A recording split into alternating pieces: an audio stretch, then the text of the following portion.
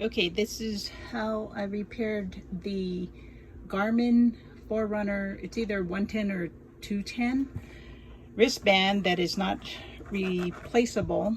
You just need to have a tiny little screwdriver. It's a Phillips screw head.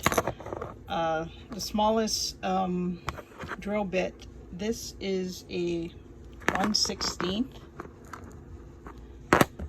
Old medical card or plastic card, because this will last longer.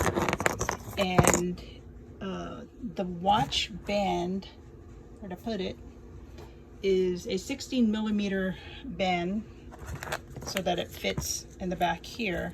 The hardest part about doing this was the cutting the plastic. So I lined up one side and then tried to line up the hole, took the screws out, and then just pushed in with the screwdriver to make a little indent, and then made the second screw.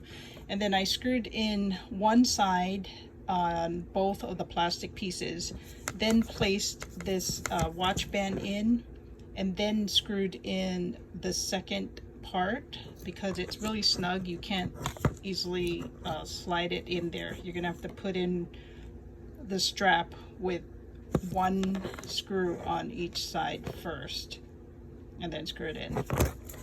And also make sure that it is upright in the correct position where the buckle part is.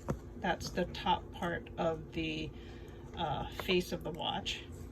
And so now it's done. I don't know why this particular model has these weird extra piece here, but it works whether you just strap it on or use that extra piece. So all you need is 1/16 of a screw bit, drill bit, a standard drill, Phillips screw head. I don't even know what size that one is, just anything tiny. Sharp scissors. This was used to hold the face in it, and a magnifying glass if you can't see too well. And that's it.